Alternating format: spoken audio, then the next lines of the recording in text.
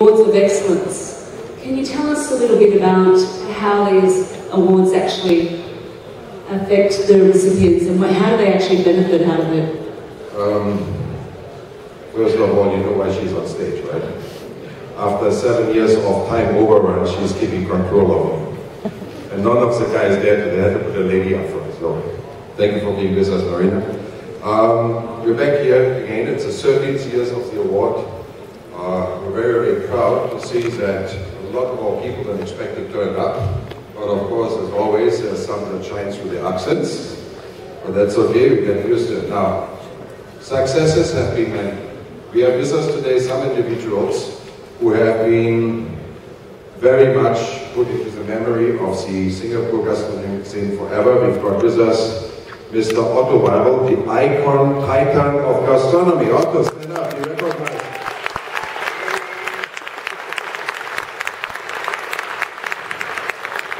Otto is known by many affectionately as the godfather of chefs.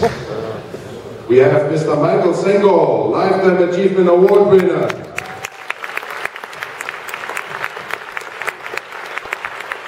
Everybody said when they worked with me it was tough, but when they said when they worked with Michael Sengol they survived, they truly made it. And he especially a Singapore icon that has made us proud overseas in so many years. So we are always blessed to have foreign talent that contributed so much and local talent that has achieved so much. And of course, we have with us Mr. Andrew Cho, multiple award-winning master of the Chinese restaurant scene that never stops.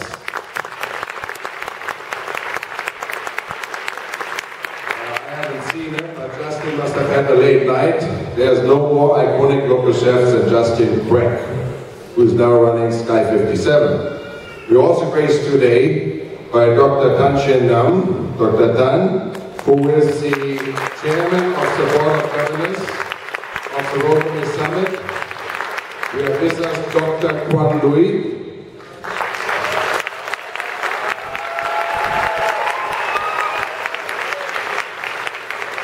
Dr. Tan, she is a lot better looking than you and I, so no farm there. Dr. Martin Bain, another foreign talent that has done well. Mr. Federico Asaro, where is he? The newest member of the Board of Governors and the newest investor in our scene. So we have many, many past winners, recipients of the Awards of Excellence, Lifetime Achievement with us today, and we thank you for your presence. Peter, the names you've mentioned are actually all veterans in the industry. Can you give us some examples of any up-and-coming talent? The Awards of Excellence are all about developing talent. And we will talk a little bit afterwards about present situation. But I was really, really surprised when I saw a young chap that was in 2010 a recipient of the WDA WSQ Outstanding Culinary Apprentice. His name is Matthew Mock.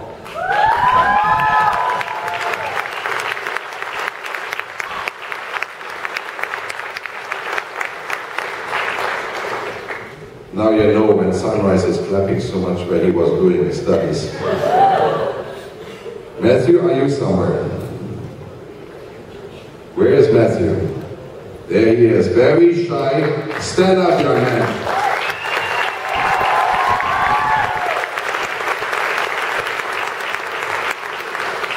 Today he is a chef of a place called the Rabbit Stash. And it's been nominated for the San Pellegrino New Restaurant of the Year in only 3 years, from outstanding student to successful entrepreneur chef with a restaurant nominated again. Matthew, whether or not you receive the award today, you are in the top 5 of your category. We all applaud you, and that is our talent of the future.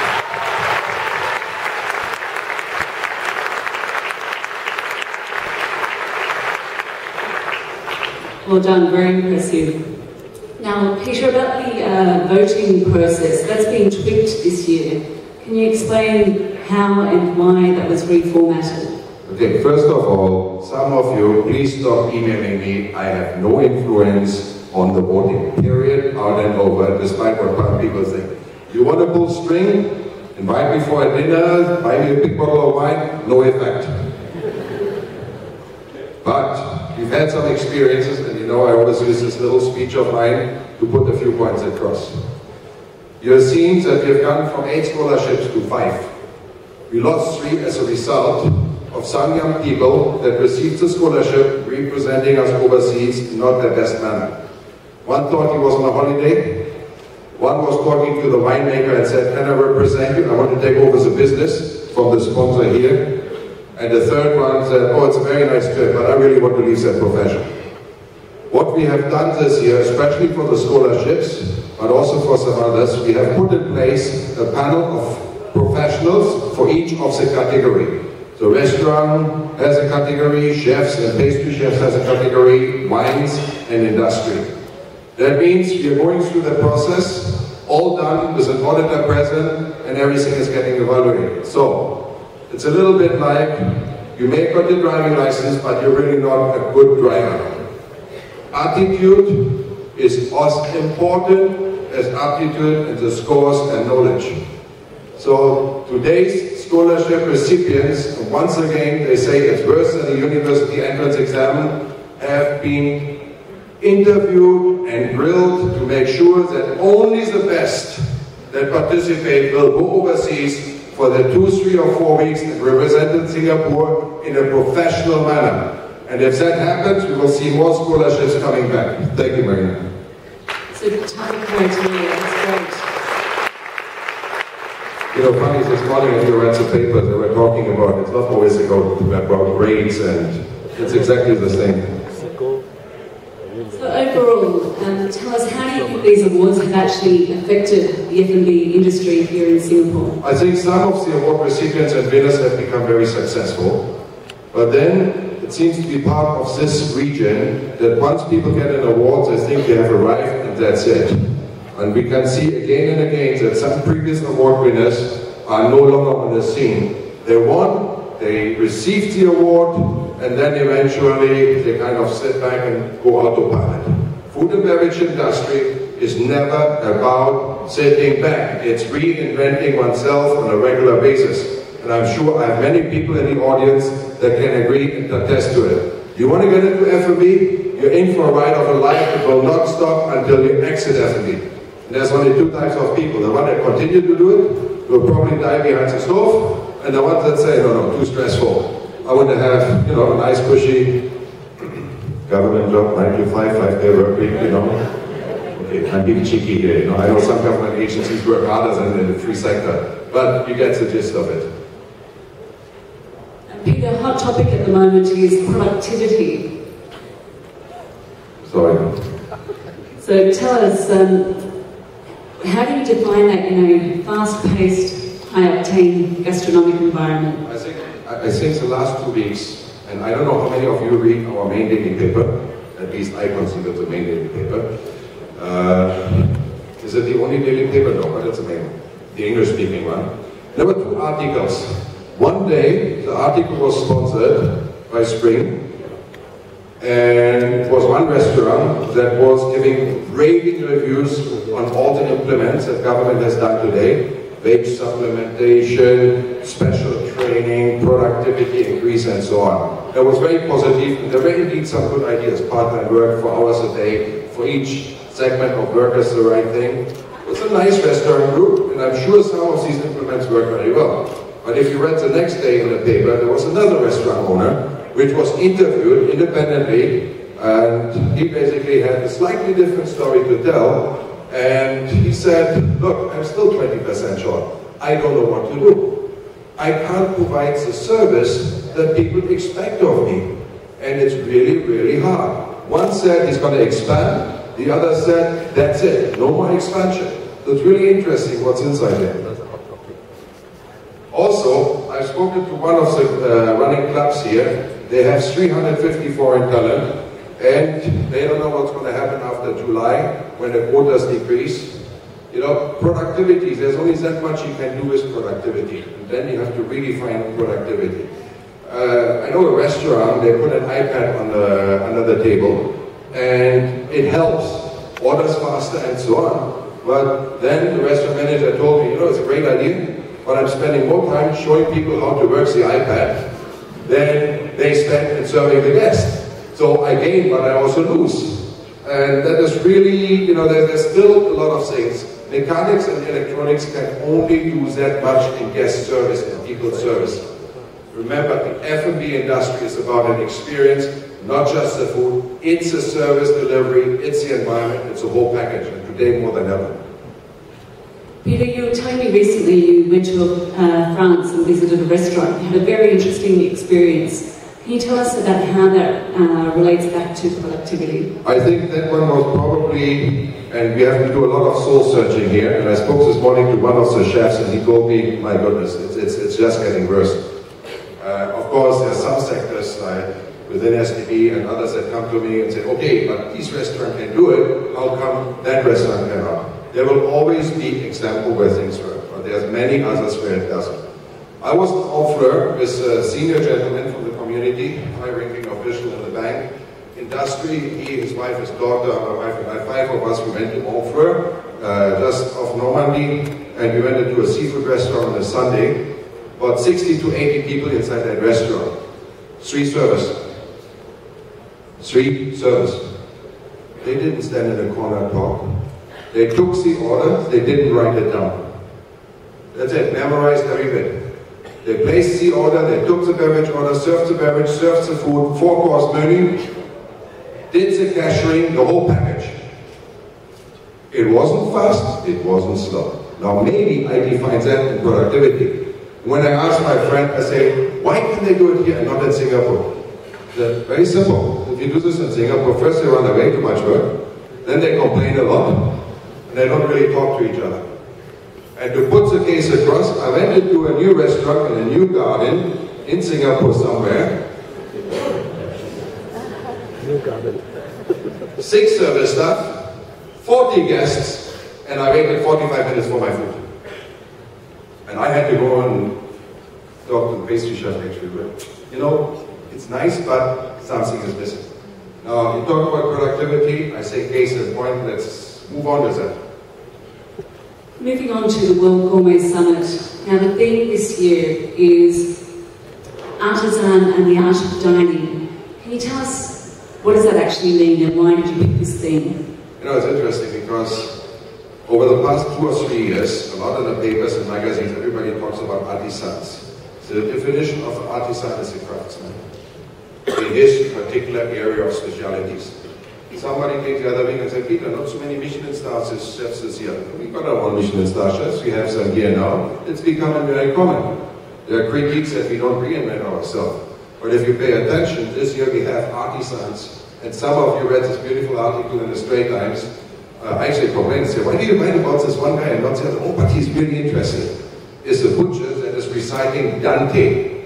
And some of you that are familiar with literature know exactly what that means. And his philosophy is from head to tail. He may be a butcher, he may kill the animal, but at the end of the day, he also says you have to respect that animal that gives his life for our nourishment.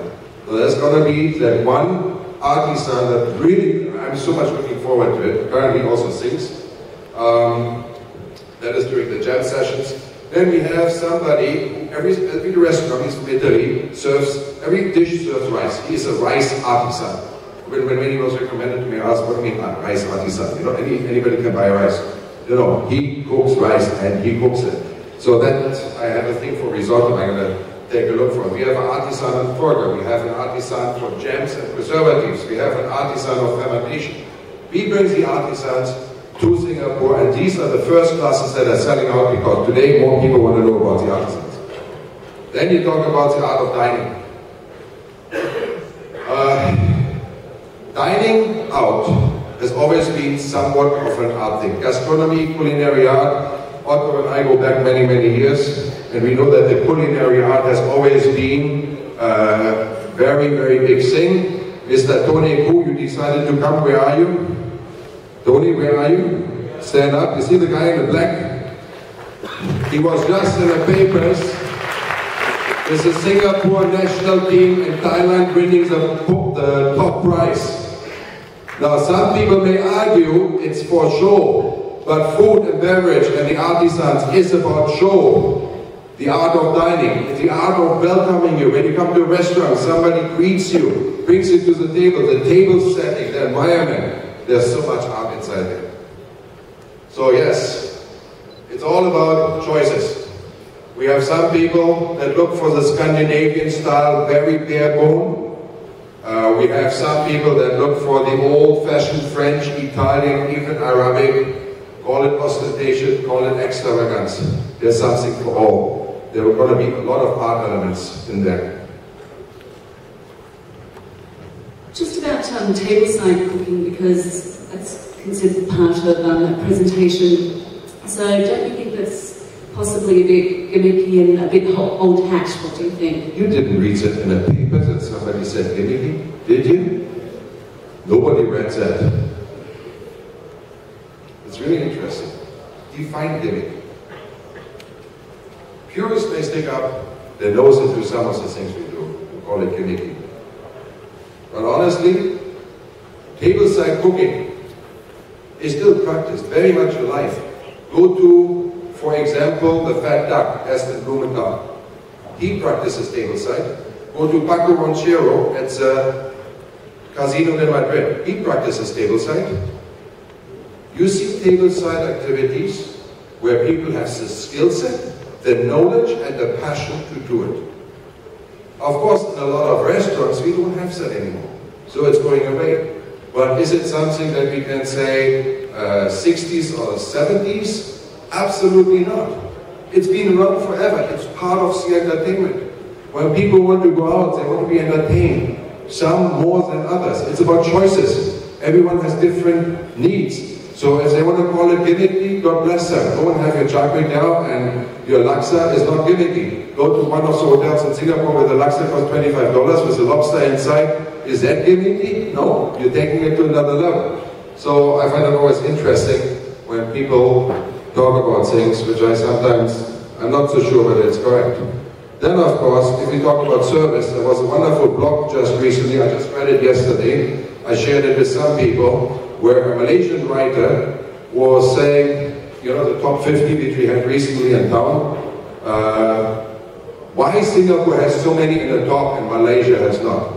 And somewhere inside that article it said, Singapore should be really proud to have the World Knipp Summit that has chefs, has brought so many famous chefs, so many restaurateurs to this town and have become ambassadors and so on. Now that's nice to hear that compliment from a neighbor that usually has certain disagreements with us on food and this and that. But it's the same thing again with service quality.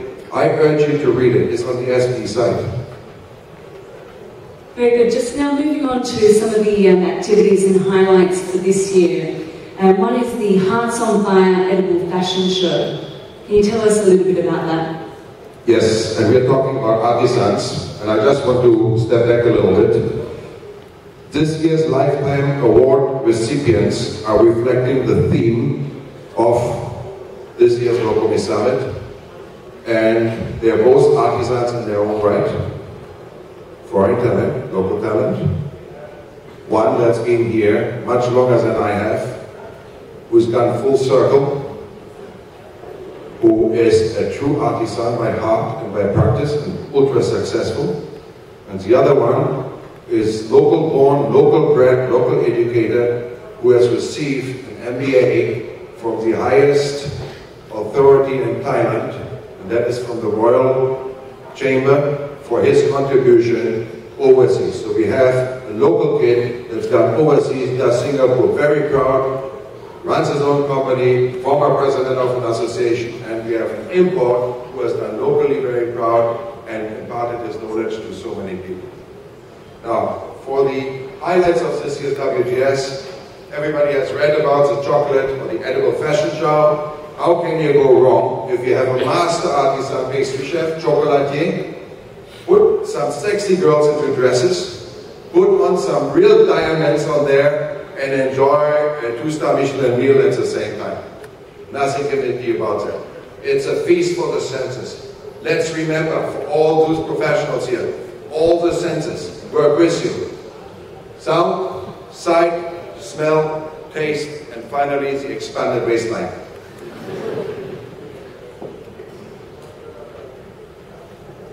going back to the awards, and I mean, there's a lot of awards that are being presented these days. So what are your personal opinions about these? Okay, we're getting more and more awards. I think it's brilliant for the industry. I think each award has its own heights, has its own controversy. Some awards are more international, others more regional, others local, but they all have one aim, and it is to celebrate the industry. What can be wrong with that? So if there are awards out there, they last, they contribute, they are welcome, and I think it's fantastic because nothing better than good quality competition. We've been around for a while and we tend not to go anywhere.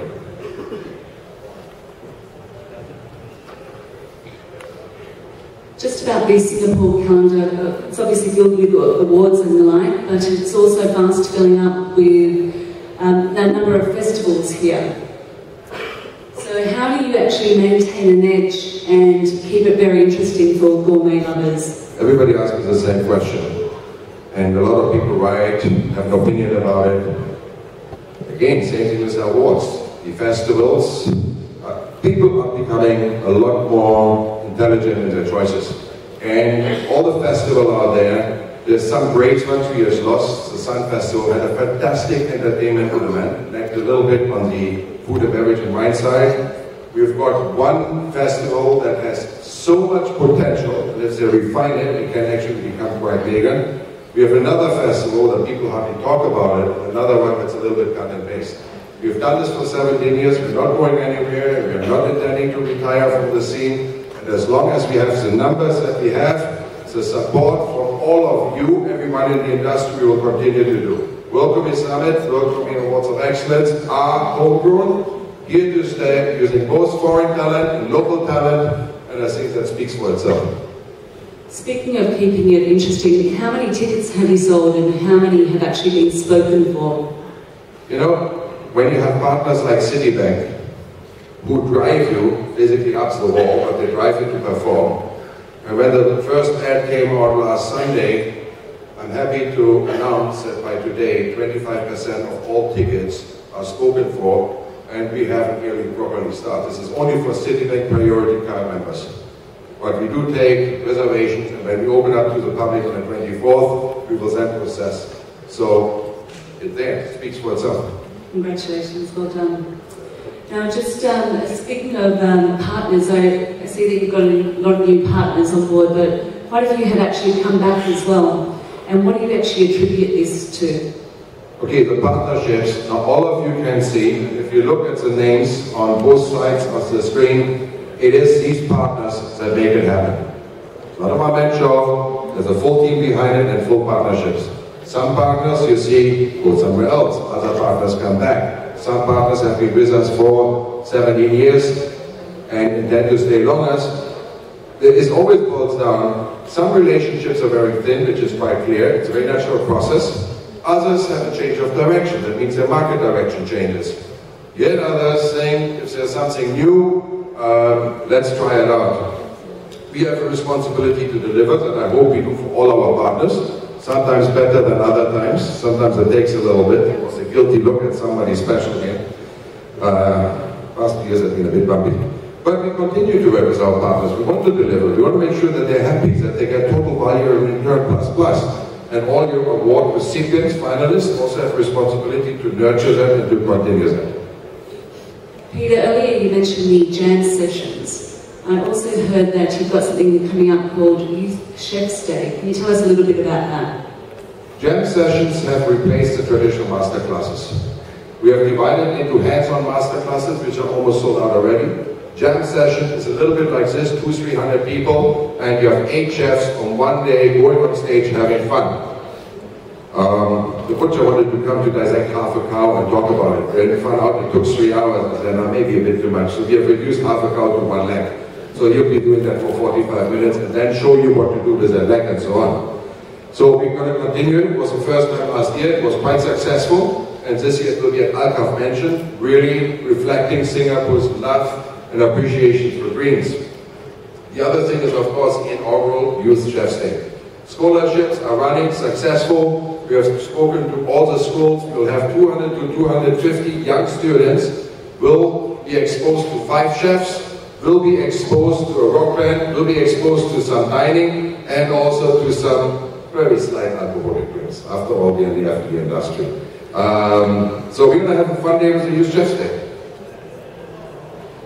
Just to wrap it up, I mean, you've had a lot of international success with the World Gourmet Summit, and I understand that a particular chef had thought he was coming over to Singapore to participate in WGS and found out that it was otherwise. How is it that you've become so phenomenally successful on an international scale? I think chefs around the world, you can see that in Singapore, they're all grouping. Chefs, winemakers, restaurateurs, it's really a select group. So when I was approached overseas, the two-star Michelin chefs, I said, I'm coming to Singapore to see you. Oh really? What are you doing in Singapore? Oh, we're coming to your festival. Oh, wonderful. I don't think we've invited you this year. We wanted to bring you next year. What's the name of the festival? So he told me the name of the festival. I said, that's not my festival, somebody else is doing that. Oh, and it was almost to see my job. But that is okay, that is not an issue, because at the end of the day, we've done so much for the industry, we have an international name, we are well recognized, and Singapore is truly becoming a gastronomic icon worldwide. So, I can only say thank you to the people that work with me, that make it happen.